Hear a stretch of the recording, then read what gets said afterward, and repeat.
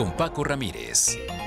¿Qué tal? ¿Cómo están? Qué gusto que nos acompañen aquí en A Fondo con los periodistas, y me da un enorme gusto compartir esta mesa de análisis y de debate. Maite Noriega, bienvenida. Bien hallado, Paco. Eso es. Así empezamos muy bien. Yoli Ramírez. ¿Qué tal, primo?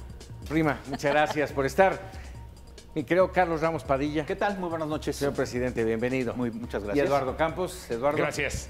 Buenas noches, Paco. Una mesa muy interesante. Hoy vamos a tocar varios temas. El primero de ellos, vamos a hablar de esta reforma al sistema de justicia penal que, valga el término, no sabemos realmente nada porque no la han presentado. Posiblemente este miércoles lo hagan, pero por el momento vamos a hablar de todo aquello que ha ido saliendo.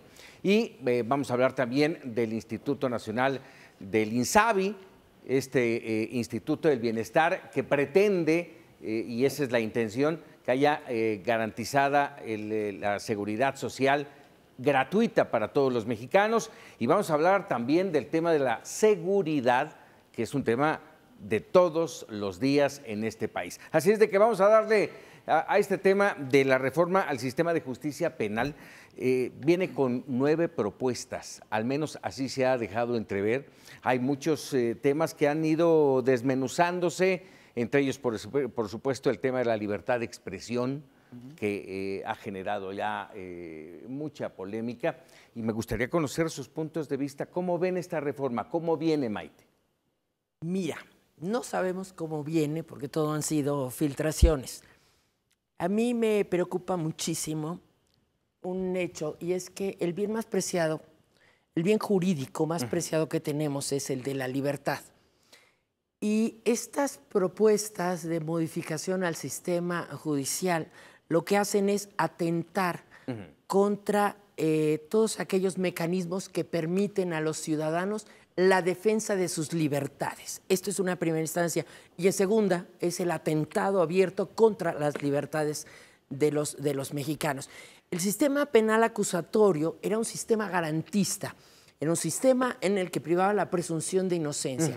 Con los cambios que se introducen, de acuerdo con los documentos que se han filtrado, la presunción de inocencia queda totalmente fuera. Y además hay un hecho que me parece que es altamente preocupante, y es que cualquiera te puede mandar a la cárcel. Ya no necesitas que haya una sentencia de un juez. Un ministerio público te puede arraigar, puede decidir un arraigo para ti, una prisión preventiva, y ya no necesitas la mediación de un juez. Esto me parece que atenta contra este sistema que era garantista y que ponía por encima de todo las libertades de los ciudadanos. Y un sistema que se llevó tantos años de preparación para llevarlo a efecto y que de un plumazo se va a terminar. Creo que hubo un error en este sistema, y es que no hubo la preparación que debió haber habido. Se debieron haber capacitado. Sí. O sea, debió haber habido capacitación para ministerios públicos, debió haber habido capacitación para jueces, debió haber habido capacitación para policías, y no la hubo. De hecho, hubo cursos de 6 meses para una reforma de este sentido. Lo que no quiere decir que por fuerza tengamos que regresar 100 años o regresar 30 años a un sistema penal inquisitorial como el que teníamos antes.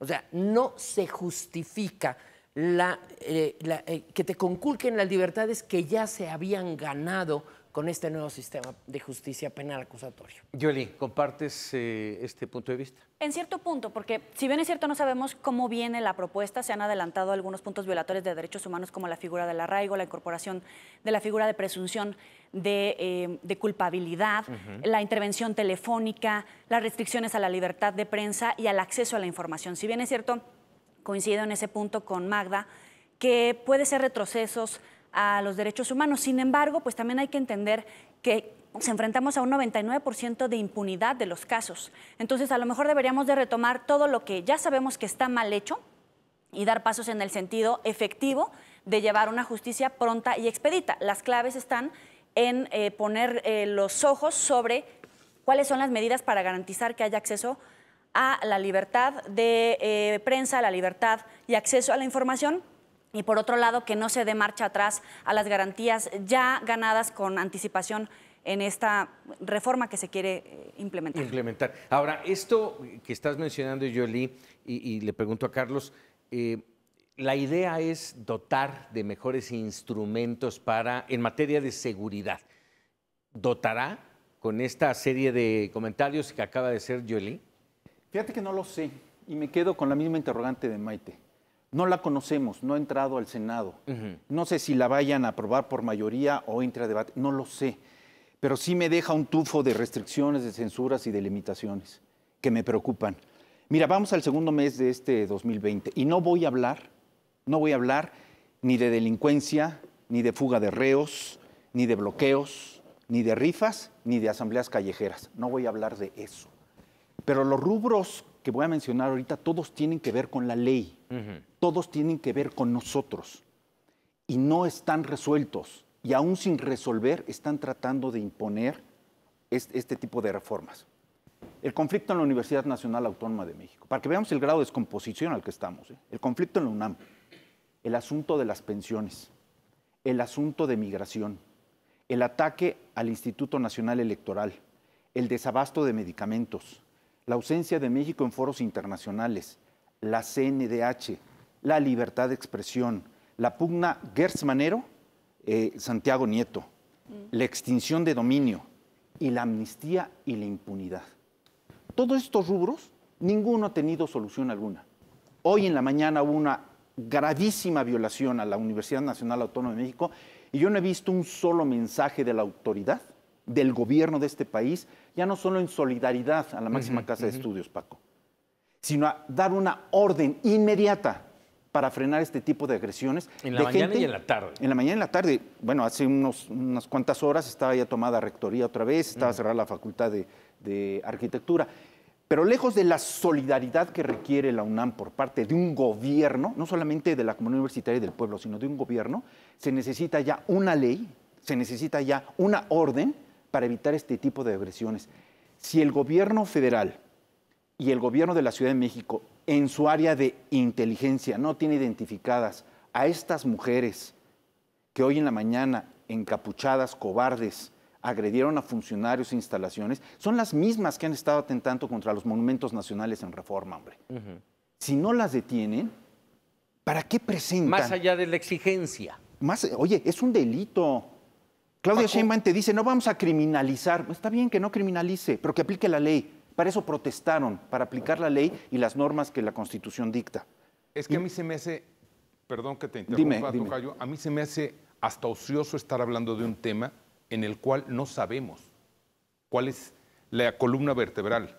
Todo han sido filtraciones, todo han sido suposiciones, todo han sido rumores. No sabemos qué va a presentarse mañana en el Senado y no sabemos si las propuestas del presidente van a ser aprobadas en automático, va a haber discusión. Entonces, hablar de esto, simplemente el estar hablando de una situación que no es real, nos está haciendo retroceder y perder todo lo que se había ganado, que hay que corregirlo, que hay que mejorarlo, sin duda, pero estamos perdiendo mucho de lo que ya se consiguió y estamos caminando, como en muchas cosas que están en este gobierno, sin un sentido claro. Hay buena intención, sin duda, pero de ahí a la realidad dista mucho. Vamos a ir a una pausa y al regresar me gustaría, por último, para cerrar el tema de la reforma al sistema de justicia penal, que me platicaran, que me comentaran su punto de vista a estas filtraciones. ¿Son filtraciones casuales o tienen un objetivo? Vamos a regresar aquí en A Fondo con los periodistas. Ya estamos de regreso. Vamos a tocar este tema de las amenazas a libertad de expresión. Yo quisiera tocar antes dos temas más. Uno que estábamos platicando justo en el corte, Maite Noriega, y se lo pregunto a todos, ¿es necesaria esta reforma al sistema de justicia penal en nuestro país? No, porque deja inermes a los ciudadanos nuevamente y a merced de un ministerio público que puede o no estar capacitado y a merced de las venganzas políticas o de las venganzas personales. Yo creo que si quieres acabar con el 99% de la impunidad, lo que tienes que hacer es una reforma al sistema judicial que vaya acorde con nuestro sistema penal acusatorio, tener mayor número de jueces de control y enfocarnos más a la capacitación de las personas que habrán de aplicar este sistema penal acusatorio.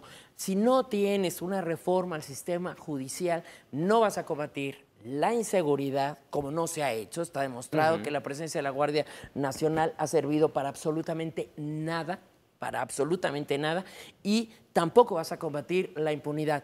Esta regresión a un sistema autoritario en el que no se garanticen las libertades de los ciudadanos y se obstaculice más la defensa de estas libertades, lo único que va a hacer es afectar a los pobres, que siguen sin tener y que tendrán mucho menos acceso a la justicia, incidirá en mantener los índices de impunidad y vulnerará las libertades de los ciudadanos. Y las filtraciones están hechas a propósito para ver cuál es el sentir de la ciudadanía. Dos cosas rápidamente. Primera, creo que es muy grave que estemos tratando de hacer en este país, todavía tengamos que poner parches. Debe de haber una reforma integral. Mientras no haya una reforma integral al sistema de justicia en el cual implique desde los impartidores de justicia, desde nuestra policía, la que vemos incluso en la ciudad día con día, mientras no haya una reforma estructural y global, difícilmente vamos a llegar hacia un buen término. Y segundo, se me hace todavía más grave que estemos hablando de situaciones en las cuales el presidente de la República ya está fijando posiciones antes de que pase cualquier situación. Esto no es una regresión, él seguramente ya conoce bien en qué va el sentido hacia dónde van sus propuestas, los ciudadanos no. ¿Y por qué tenemos que creer y centralizar de nueva cuenta todo en una sola figura? Creo que es muy grave. Carlos. Me parece que es ocioso el presentar una iniciativa, una reforma, una ocurrencia de la que estamos hablando en materia penal, cuando no se resuelven las cosas, lo decía al principio. Cuando no hay objetivos, cuando no hay metas, cuando no hay compromisos, cuando no hay políticas públicas definidas, no se puede llegar a nada. Yo no me puedo explicar este tema sin que antes me digan qué ocurrió con Ovidio, qué ocurrió con el Culiacanazo, por qué a las 3, 2 de la tarde, por qué una operación fallida, por qué la complicidad, por qué el delito de dejarlo libre. Un sujeto aprehendido hablando por teléfono y pidiendo permiso a ver si lo dejan ir o no. Luego la fuga de los 3 reos vinculados al Chapo. Vamos a ir a esos temas más adelantito. Que me expliquen entonces por dónde va la reforma. Adelantes, por favor. Venga. Este tema también nos lleva, Yoli, a hablar de la libertad de expresión. Y justamente en este entorno de las reformas y en torno a la situación que vivió Sergio Aguayo, o que vive en este momento Sergio Aguayo, es que Denise Dresser se presentó a la mañanera para exigirle, así lo entiendo yo, para exigirle al presidente que no hiciera ninguna modificación que atentara contra la libertad de expresión, contra la libertad incluso de los periodistas. ¿Cómo lo ves, Yoli? Es que creo que no se trata de Aguayo o de Dresser, sino del acceso a la información que tenemos los ciudadanos, más allá de si somos periodistas o no, y de la capacidad que tenemos como prensa para cuestionar al presidente frente a una oposición que está totalmente desdibujada. Es decir, lo que quieren hacer es desaparecer a esa oposición, al gabinete que no le cuestiona nada, y de paso a la prensa, que cuando llega a hacerle algún cuestionamiento ya tiene la amenaza de que lo van a procesar por haber cuestionado. Eso es lo grave del asunto. Sí, yo estoy totalmente de acuerdo y podríamos revisar la lista de los compañeros que han sido hostigados, acusados, amenazados, perseguidos, señalados, con una impunidad absoluta. Y no estoy hablando de cualquier funcionario de medio pelo. El propio presidente de la República ha hecho unas acusaciones, señalamientos verdaderamente graves que no solamente rayan en la intimidación, sino en la persecución. Me parece muy grave. Los hechos concretos que nos ha arrojado esta serie de filtraciones, como decía Maite, son tremendos. Estamos viendo lo de Sergio Aguayo, por un lado, pero estamos viendo también que ya hay un cerco informativo, como hace muchos años no se daba en este país, y se está, por eso, manejando la regresión. Están regresando esto. ¿Cómo entender ese cerco? ¿A qué te refieres con ese cerco informativo? Aquí el presidente ha dicho, o están conmigo o están en mi contra. el presidente, al estar permanentemente hablando de los chairos y de los fifís, él mismo está siendo sectario. Entonces, si eres una cosa, no eres la otra. Aquí no hay intermedio, aquí no hay más que una posición o la otra. Y eso se está aplicando en esta propuesta o en esta situación que vamos a ver del sistema penal. Eso está muy grave, porque eres o no culpable. Bueno, sí, pero la presunción de inocencia ahorita está en una grave situación, porque parece ser que se va a aplicar ya en el olvido. Ya no, ya simplemente te van a agarrar y después averiguan. Oye, no, tiene que haber un debido proceso que nos lleve a hacer un análisis previo.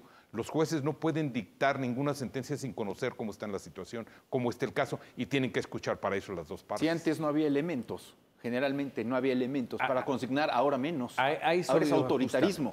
A eso iba justamente, vamos, no es de hoy, es de hace muchos años que los procesos se pierden por el papeleo, por la falta del debido proceso, por el exceso de trabajo, por la integración, por los excesos. Mira, Paco, en 18 años de campaña permanente se nos estuvo hablando de la mafia en el poder, de los corruptos. Se canceló un aeropuerto por la serie de irregularidades cometidas. No, bueno, sí hay. No hay un solo detenido. Y la única fue la que se presentó a declarar, que es Rosario Robles. Y está detenida porque presumen se pueda dar a la fuga. Pero ¿dónde está Lozoya? ¿Por qué ya no se habla de Pemex?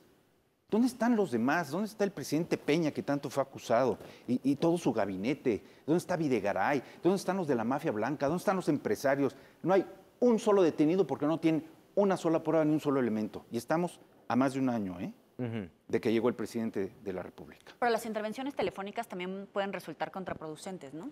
En algún momento yo no me podría sentir segura de que voy a tener un debido proceso si me están interviniendo el teléfono, si presentan pruebas que no necesariamente necesitan cruzar conmigo, si parten de la presunción de culpabilidad más allá de la presunción de inocencia. O sea, ¿hasta dónde nos vamos a ir? Fíjate, solo porque el presidente ya lo puso en las mañaneras y ahí tira línea y dice quién puede hablar, que el secretario puede hablar, y el resto de los medios o el resto de la oposición tampoco puede hacer absolutamente nada. Imagínate un ciudadano.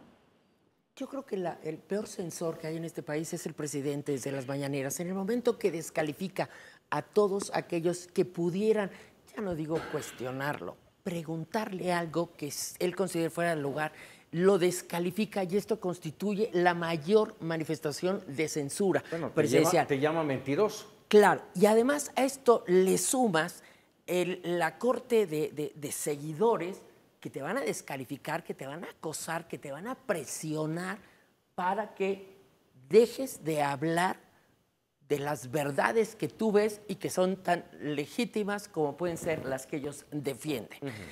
El hecho de que el presidente descalifique la protesta ciudadana, por ejemplo, y que diga son ciudadanos disfrazados. ¿Por la caravana de la paz? Exactamente. ¿Cómo la pararon? Entonces, el presidente no acepta que el ciudadano ejerza su derecho a la protesta, a la queja, a la denuncia, cuando fue de lo que él vivió o ha vivido los últimos 40 años de su vida. Y ahora la descalifica. Y esta es una forma de verdad suprema de censura. A ver, ya para irnos a corte rápidamente, se los pregunto a todos. ¿Ustedes sienten, esto que acaba de decir Maite es muy importante, ¿ustedes sienten que la sociedad, que los mexicanos sentimos en este momento, los mexicanos de a pie, que hemos sido robados, que nos han quitado esa libertad de expresión? ¿Ustedes así lo creen, Lalo? Yo creo que la sociedad, como tú la llamas, los ciudadanos de a pie, no. Yo creo que no. Ese es el grave problema. Pero no es que te la hayan robado. Lo que pasa es que en el momento que tú te sientes agredido y que además puedes ser físicamente agredido, tú te autocensuras, ¿no? Entonces, el hecho de que el presidente tire línea sobre quiénes pueden hablar y quiénes no, el presidente, el pueblo es él, ya lo dijo, él es el pueblo, él es el gobierno, él es la justicia. Él decide lo que es justo y lo que es injusto. Él decide qué leyes se aplican y qué leyes no se aplican en contradicción con el juramento que hiciera al rendir protesta. Ese es el grave problema que tenemos los ciudadanos frente a un presidente como Andrés Manuel López Obrador. No, y además de esas libertades como ciudadanos que hemos perdido, estamos perdiendo todas las instituciones. ¿Pero lo sientes? ¿Crees que la gente lo siente? Yo lo siento, pero creo que no somos el promedio de la gente, porque la mayoría tuitea, hace un meme y cree que ya está en la revolución de su libertad de expresión. Así es. Pero en realidad lo que tenemos son retrocesos en las instituciones democráticas. Carlos. Yo no sé si llegaríamos al extremo de hablar de censura, pero sí estoy seguro que cada periodista hoy está en riesgo su integridad personal, por muchas razones, ¿eh? Porque no habrá alguno que para hacerle el favor al presidente atente contra ti. Sigue el asesinato de periodistas y sigue la impunidad. Y a mí me parece francamente una burla del presidente de la República presentarse a la zona donde fueron acribillados la familia Levarón para decir va a haber un memorial. Y cuando viene la marcha para acá dice no me presto a ningún show. Hoy no se trata de que construya monumentos, se trata que dé con los delincuentes, que no dé razón qué está pasando en este país, porque ya no es culpa de administraciones pasadas, ¿eh? Y además, ya Angela Merkel lo señaló y muy claro la otra vez, dijo, echarle la culpa al pasado no es ser responsable del presente. Supieron cómo llegaban, supieron cómo estaba la situación y prometieron corregirla. Ni la han corregido y siguen viviendo del pasado. No estamos en campaña, pero sí siento que hay un alto riesgo de integridad para todos los comunicadores. La línea, antes de irnos al corte, si me permites, Paco, la línea entre lo que es un ciudadano de pie, a pie, y la que ejercemos nosotros los periodistas es muy sencilla, muy endeble. Muy delgada, muy endeble. Porque tú le preguntas a la gente que ve en el metro, que ve en el camión, en el trolebús, y ellos no se sienten afectados. Por eso, ellos no se sienten. En la medida en que no conoces, no estás pleno de saber qué es una libertad de expresión, si te la quitan, no sientes que la perdiste. Ese es el gran problema. Así es. El problema es que por cada voz que se calla, hay millones de oídos que dejan de escuchar. Esa es la realidad. O sea, a mí me pueden callar la boca. El problema es que si a mí me callan la boca, mucha gente va a dejar de escuchar mi opinión, no la verdad. Mi opinión que puede enriquecer las opiniones de otros. Ese es el problema de la censura, que le vas cerrando a la gente las posibilidades de conocimiento de otras realidades. Y esto lo hacen los tiranos. Y a eso le llamamos retroceso. Déjame rápidamente... Pero la autocensura, ¿no? Yo siempre he dicho... Mencionando, perdóname, Carlos, mencionando lo que estabas diciendo, es rápido porque ya tenemos que ir a un corte. Hablaste de los periodistas, hablaste, Maite, de callar la boca. Y yo te preguntaría brevemente, al principio se dijo es que ya quitaron a fulanito y a sutanito, y bueno, pues es que no son de la línea del presidente. Hoy están quitando a quienes están en los medios del presidente. A ver, mira, Paco, yo siempre he afirmado que los periodistas no somos distintos a los demás ciudadanos. Pero hablo específicamente de los periodistas. Pero mira, nos regimos bajo las mismas leyes, todos en este país, pero sí somos diferentes, porque atentan contra nosotros, por lo que creen que sabemos o por lo que realmente sabemos. ¿Sí creen que todo esto ha sido atentar contra ellos, específicamente, no otras cosas? Yo pienso que sí. Digo, simplemente te digo el señalamiento que hace desde la presidencia un presidente acusando sin pruebas públicamente a los ojos de la nación a un periodista, nada más porque no está de acuerdo con él o porque el presidente dice, tengo otros datos, pero nunca te dice cuál es. O un director de un hospital, ¿eh? O el director de un hospital que lo acusa. Oye, la primer disposición por humanidad, ya no por presidente, que tiene la facultad de hacerlo, pero por humanidad, es saber si los niños, por la razón que sea, están muriendo de cáncer. En ese momento cancelas el presupuesto al béisbol y atiendes a los niños. Pero también hay que distinguir, ¿no? El monto de los recursos que le está recortando a ciertos medios, porque ya no son los medios donde él hace promoción, en comparación con otros sexenios. Había excesos tremendos. No, pero eso es un punto. El recorte del financiamiento a ciertos medios de comunicación, lo grave es que está desmontando aquellos medios que le pueden resultar críticos. Se llame Aguayo o cualquiera de los que estemos aquí. Así es. Vamos a hacer una pausa y regresamos. Vamos a hablar de otro tema también polémico. El Insabi, este avión que no acaba de despegar. Regresamos. ¿Que por qué no procedió contra ella? Ya estamos de regreso. Que se resista. Nos quedamos aquí intensos con el tema de los periodistas y el sistema y la forma que lo maneja la presidencia, el gobierno federal. Pero bueno, vamos a cambiar de tema, porque este también es polémico, este tema del INSABI. No ha arrancado, es un avión que no más no despega, tiene ya mes y cachito de que arrancó. Vino toda esta situación de adherirse o no adherirse, hasta donde entiendo van 23 entidades que sí se han adherido con algunas condiciones. Exacto, con algunas condiciones. Hoy finalmente Jalisco se adhiere, pero quedan todavía varias entidades que no. Y aquí el punto es, ¿va a funcionar el INSABI como este sistema que va a garantizar los servicios de salud gratuitos y en todos los niveles para todos los mexicanos, teniendo estas situaciones de diferencia con otras entidades? ¿Ustedes creen que va a funcionar, Carlos? Pues es curioso, pero esta misma pregunta nos la formulaste hace meses cuando dijiste habrá de funcionar la Guardia Nacional. La Guardia Nacional. Y ya sabemos los resultados. Mira, dice el gobierno federal, no habrá más impuestos, ni nuevos impuestos. Excelente. Nada más que nosotros ya pagamos por las medicinas que no nos están dando. Nosotros ya pagamos nuestras contribuciones para tener pensiones y pagamos para tener hospitales. Y hoy la gente está tirada en el pavimento, en los pasillos, cuando bien la reciben. Y el escándalo es mundial, Paco. Los niños en fase terminal, digo, da vergüenza ser mexicano y tener que explicarle al mundo que aquí las familias están yendo a buscar otro servicio médico en otro país porque no les dan los medicamentos. Pero ¿qué tal? Tenemos un nieto que nace en Houston. ¿Qué tal que ese nieto, su presidente es Trump, no el presidente de México? Y no nos informan. Pero no tendrían que informar, ¿o sí? Es su decisión como un particular decir, mi esposa da luz en Houston, en México, donde quiera. A ver, donde tenga posibilidades. ¿Y tú sabes de dónde salen los recursos? A eso me refiero. Pero creo que el problema de fondo son los 69 millones de mexicanos que pueden resultar beneficiados del INSABI, que fue de manera tropezada en este primer mes de operación, sí.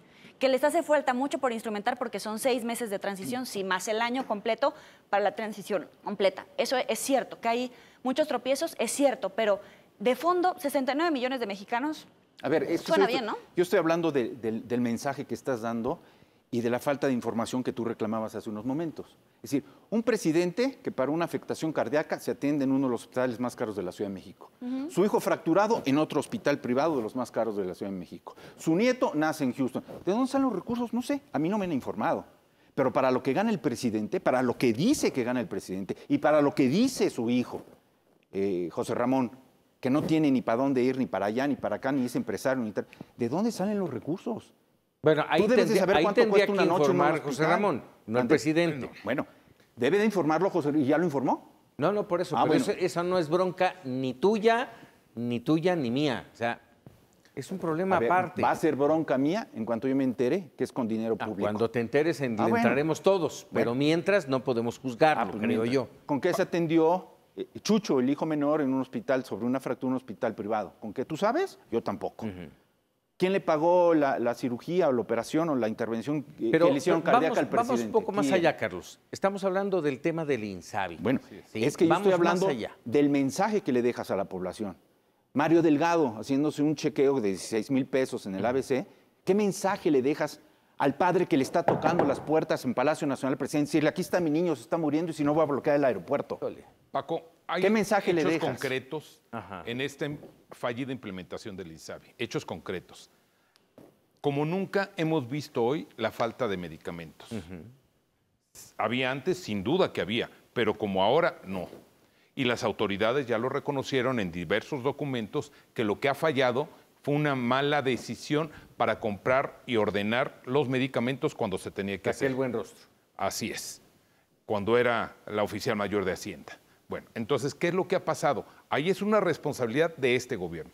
Pero lo peor de todo es que se implemente el INSABI sin que estén ni los recursos aprobados, ni la normatividad aprobada, ni los elementos aprobados médicos para llevarla a cabo. Entonces, ¿qué sucede? En el día a día, y otra vez regresamos a los ciudadanos de pie que tú mencionabas, cuando llegan a solicitar el servicio, les dicen que el anterior ya no está operando, el Seguro Popular, y el nuevo ya no cubre muchas de las cosas. Sí, entonces, claro, no existen los recursos, no existe la normatividad, no están las instalaciones, no hay nada que pueda... Y súmale los cientos de médicos que han sido desplazados o despedidos. Y nada más para concluir, lo que es una cuestión estrictamente de salud se ha vuelto un problema político de grandes proporciones, en los cuales se escuchan voces del presidente.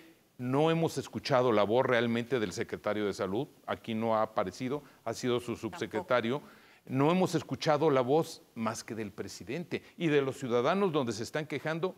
No tengo el servicio, no tengo lo que antes sí había, con excesos o no, pero antes medio funcionaba, hoy no hay que funcione. Y nos piden todavía 6 meses más para que sea correcta la implementación, cuando no tenemos que olvidar que el señor Andrés Manuel López Obrador durante 18 años estuvo en campaña y si traía pensado la implementación de este sistema que parece ser muy bueno, ha fallado otra vez la implementación. Pero también ¿qué pasa con los gobernadores? ¿No? Son 23 estados adheridos. Si de verdad la preocupación más importante es la salud de la gente, ¿por qué no están sentados todos los gobernadores con el presidente para decir, sí, son 6 meses en la implementación de la reglamentación, 1 año de transición para lograr la implementación al 100%? ¿Por qué no hay soluciones? ¿Porque son del PAN? ¿Porque son del PRD? Porque, o sea, es una cuestión entonces política. Lo que les importa no es la salud de la gente, por lo menos hasta donde se ve ahorita, ¿no? Maite. Mira, tú preguntas si va a funcionar. Yo creo que no va a funcionar. No va a funcionar porque no hay dinero que alcance para hacerlo.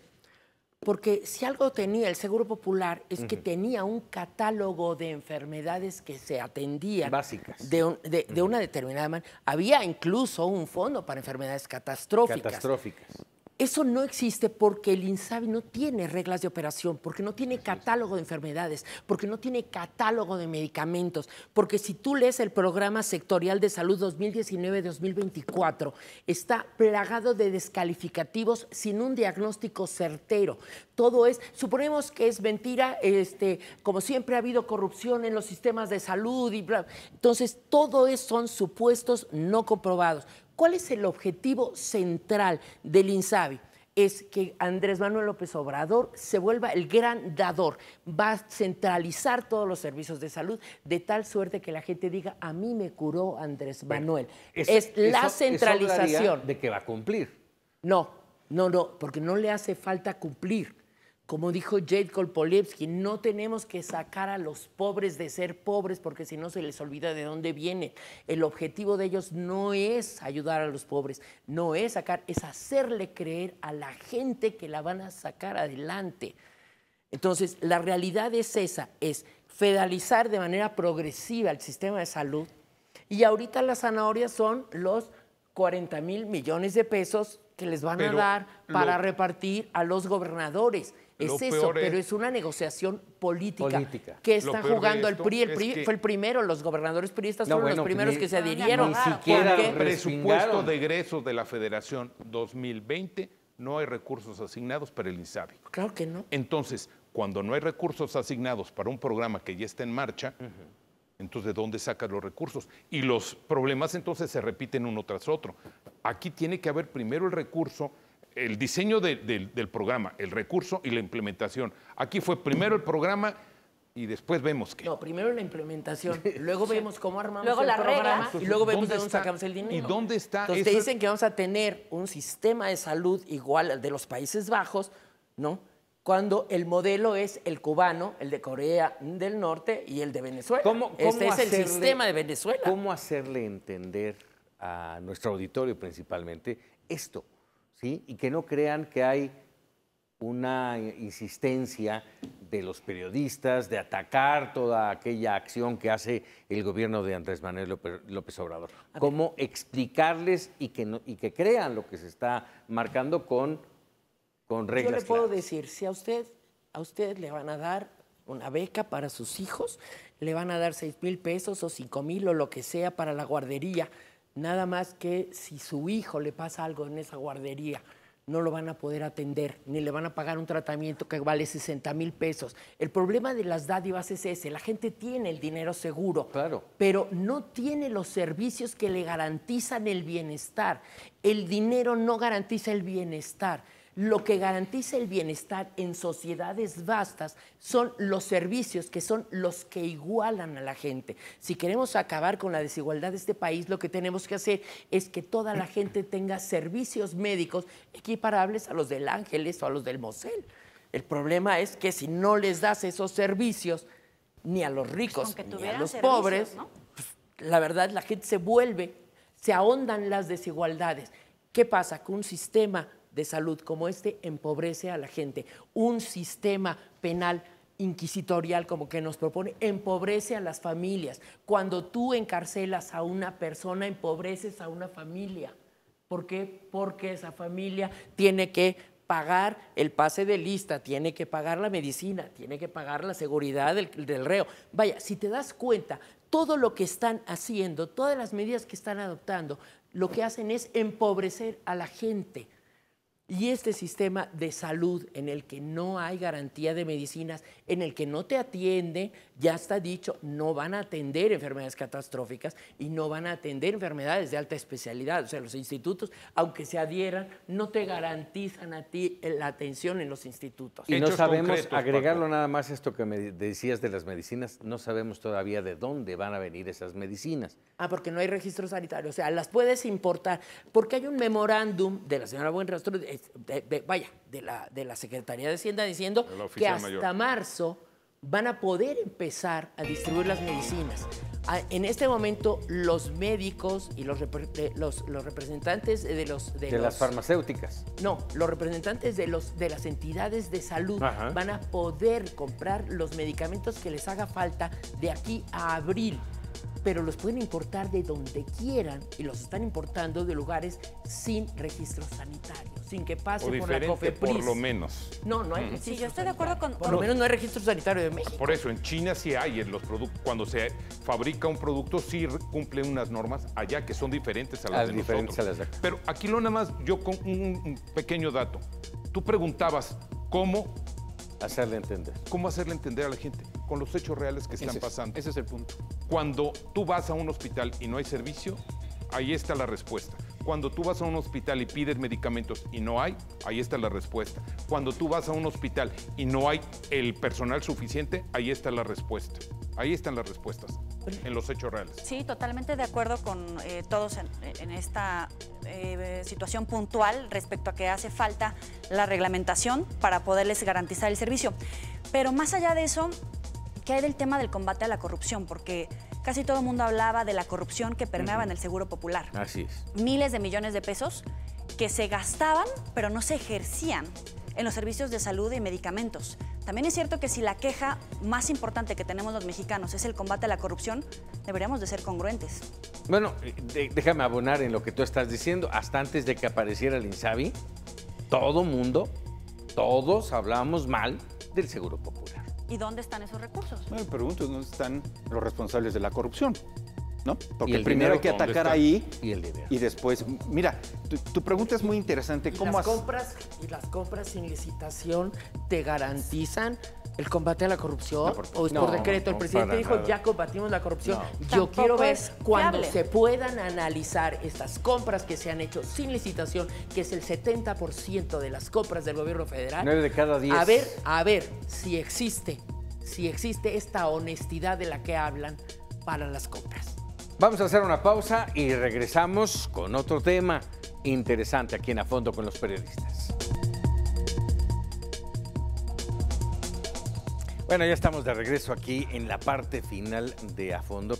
Y esto, fuga de narcos y boda de lujo.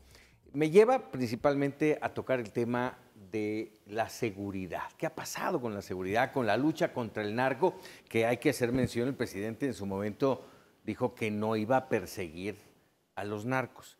Y pues creo que sí lo ha cumplido, porque tú mencionaste hace un rato a Ovidio. No los ha perseguido. No los ha perseguido. Mira. Tuvo a Ovidio, era suyo y lo dejó ir. Lo acarició y lo dejó ir. Oye, déjame decirte algo porque no concluía a la pregunta que me formulaste en el bloque pasado. de cómo hacerle para que la gente entienda. Porque nosotros no venimos a un programa de ataque, venimos a una confrontación de ideas, de datos, pero como bien dijo Lalo, los hechos son los que demuestran. Es decir, yo me he preguntado últimamente, ¿para qué queremos un presupuesto de ingresos y egresos de la nación? Si todo se resuelve en asambleas, todo se resuelve en rifas, si tienen que vender una casa de un chino corrupto para darle presupuesto a los deportistas mexicanos de los Panamericanos y vamos a ver si vamos a las Olimpiadas, si tienen que rifar un avión para comprar medicinas, entonces ¿para qué queremos un presupuesto de ingresos y egresos de la Federación? Y este asunto con el que inicié el programa contigo esta noche, Paco, pues hay muchas interrogantes. ¿Qué pasó con los sicarios de Arts? Que a mansalva mataron a 2 fulanos en un restaurante de lujo. ¿Qué pasó? ¿Qué pasó con Ovidio? Porque no nada más dejaron ir Ovidio. Eran dos civiles altamente armados contra uno del ejército. Eran 2-1. Y todavía hicieron un desfile en Culiacán para celebrar la liberación de Ovidio. ¿Dónde está Ovidio? Bueno, ahora hicieron boda y en la catedral. Ahora hicieron boda.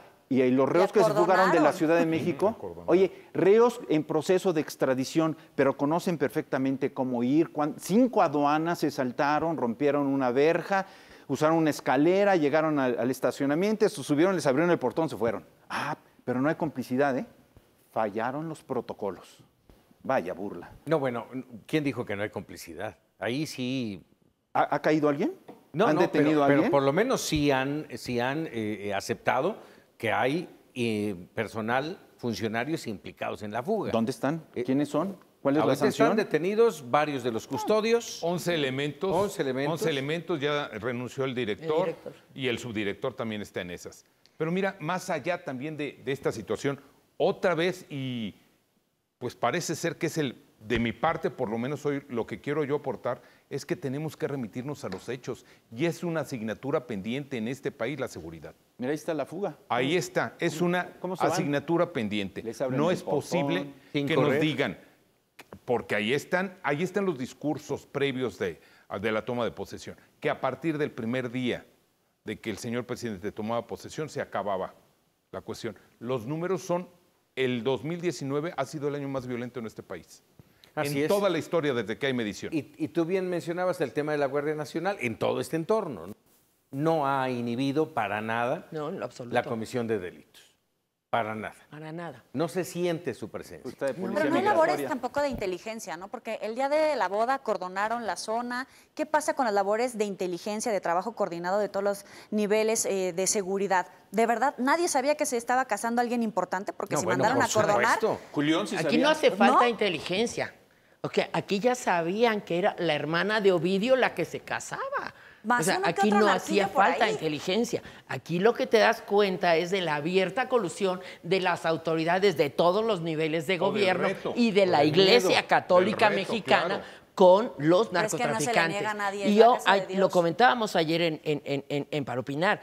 Y el problema son las señales que ha mandado el presidente. El presidente desde el primer día dijo que no iba a perseguir narcos. Y dejó que se escapara Ovidio. Y siguió repitiendo que él no va a detener a los narcos porque lo que él tiene que hacer es garantizar la seguridad. No, porque van a llegar sus abuelitas y su mamá. Y los van a regañar. Y los va a reprender. Entonces, el problema es ese, que el presidente ha mandado la señal, mandó condolencias y de verdad pidieron favores para que dejaran entrar a la mamá del Chapo a Estados Unidos. El presidente se condolió de la sentencia del Chapo, pero no de la muerte de los Levarón y de los de Sicilia. Entonces, el problema es que el presidente está apapachando a los narcotraficantes. Bueno, la liberación de los 23 reos que detuvieron del cártel Jalisco Nueva Generación, y todavía el presidente pidió que no juzgáramos al juez Padierna, porque de verdad lo que los periodistas queremos es puro escándalo. ¿Cuántos invitados ustedes creen que hubo en la boda? Vamos a ponerle poquitos. ¿500? 500. Menos. ¿Cuántos de esos 500 tienen que ver con el cártel? Si estamos hablando que la hija del Chapo se casa con el hijo de la operadora financiera. Claro. Bueno, yo no sé si tengan que ver, pero de que sabían a dónde iban y con quién sí sabían. Hoy en la mañana estaba hablando con un reportero de Culiacán y me dijo, el traslado de todos los invitados fue en unidades blindadas. En Homers. ¿En cuánto Oye, ¿cómo no te das cuenta? Se cerró toda la circulación. Como tú decías, todo estaba perfectamente acordonado. No podía entrar ¿Quién acordonó? más que ellos. Oye, Entonces, ¿en qué entraron? Pero ¿quién le pide cuentas al presidente? Porque, punto, no hubo coordinación, no hubo inteligencia. Le hicieron una pregunta al presidente sobre ese tema y puntualmente dijo, no tengo información. ¿Hasta ahí acaba? Ahí acaba. ¿Nadie le pide cuentas al presidente? ¿No se supone que nada pase en este país sin que lo sepa el presidente? A ver, yo te hago otra pregunta, Paco. ¿Tú crees que el sacerdote no sabía? Ah, no, por supuesto. Y fue a bendecir Cerró. las armas de los sicarios, le dio entrada a los sicarios para proteger a la que se estaba casando. La hermana de Ovidio. La hermana de Ovidio le pidió a Dios que los bendijera hasta el final de sus muertes. ¿O cómo está el asunto de la iglesia metido en esto? ¿O recibieron una narcolimosna, digamos, jugosa?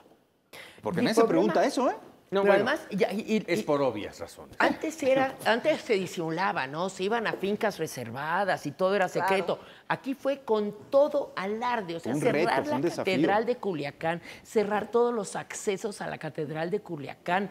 Vaya, te das cuenta de que ya es alarde, es decir, tenemos el amparo Y cuando, del Todopoderoso. te suben a redes. Interprétalo Y cuando a como quieras. Y cuando a esto le sumas otra vez los hechos concretos, ayer, ¿cómo es posible que en Michoacán hayan corrido a los elementos de la Guardia Nacional a huevazos? huevazos. ¿Cómo es posible que se hayan el año presentado este año? No nos vayamos más lejos. Los enfrentamientos en los cuales los elementos de la Guardia Nacional han sido rebasados.